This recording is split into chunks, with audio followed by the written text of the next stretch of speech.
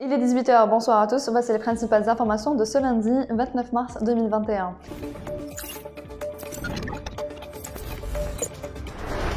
Un contrat a été signé avec la Russie pour importer 1 million de doses du vaccin Sputnik V et 920 000 doses de ce vaccin seront réceptionnées avant la fin avril. C'est ce qu'a déclaré ce lundi le ministre de la Santé Abdelrahman Ben Bouzid en marge des assises nationales sur l'économie de la connaissance. Le ministre de la Santé a ajouté que d'autres contrats sont signés par l'Algérie pour l'acquisition des vaccins Pfizer, Johnson & Johnson et du vaccin chinois. La compagnie aérienne nationale Air Algérie a publié ce lundi un programme adapté en prévision d'une reprise progressive de ses vols en attendant la décision des pouvoirs publics pour l'ouverture des frontières. Dans un communiqué rendu public ce matin, Air Algérie a fait savoir que toutes les destinations prévues préalablement sont maintenues, mais dépendent toutefois des décisions des pouvoirs publics et des pays de destination concernant les modalités d'entrée sur leur territoire. Par ailleurs, la compagnie aérienne nationale a tenu à informer sa clientèle qu'elle a mis en place plusieurs options de changement de réservation flexible. En cas de rapatriement, les billets à tarif réduit ou promotionnel feront l'objet d'un réajustement tarifaire selon le tarif de rapatriement applicable le jour du vol, précise Air Algérie.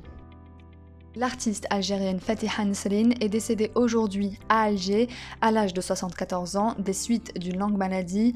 Le parcours artistique de la défunte a débuté en 1964 au sein du groupe folklorique du Ballet national algérien.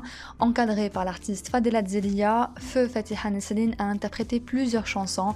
En tant qu'actrice, elle a joué plusieurs rôles dans des films et des séries TV, dont El Wajh El Akher, Zawjan Fi Hayra et autres. Fatiha Nesrine a été inhumée cet après-midi au cimetière d'Al Qattar, Alger.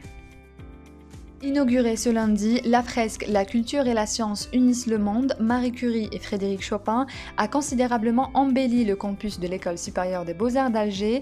Cette œuvre, réalisée par deux artistes plasticiens algériens, Mohamed Melzouk et Fouad Yahyaoui, est le fruit d'un partenariat culturel algéro-polonais lancé il y a un peu plus de 3 ans sur plusieurs projets culturels et historiques, concrétisés par un nombre conséquent d'actions culturelles et patrimoniales historiques conjointes. Les joueurs du MC Oran ont refusé ce lundi de s'entraîner, observant une nouvelle grève pour réclamer la régularisation de leur situation financière à temps pris de ce club de Ligue 1 de football. Ils revendiquent les arriérés des salaires de 5 mois, en plus de 5 primes de match non perçues, indiquant de même source, la direction du club phare de l'ouest du pays trouve de la peine pour honorer ses engagements envers ses protégés, sachant que la masse salariale de l'effectif est estimée à 40 millions de dinars mensuellement. S'était plaint il y a quelque temps le président du club, Taïeb Mahiaoui.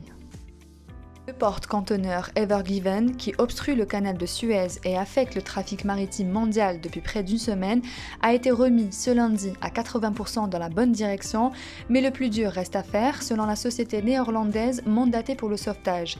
Le président égyptien Abdel Fattah el-Sisi n'a pas attendu la fin du renflouement pour se féliciter en fin de matinée d'une opération réussie. Aujourd'hui, les Égyptiens ont réussi à mettre fin à la crise du navire échoué dans le canal de Suez, malgré l'énorme complexité technique entourant ce processus, a tweeté el-Sisi. C'est la fin de ce journal, merci de l'avoir suivi, on se retrouve demain à la même heure sur notre page Facebook.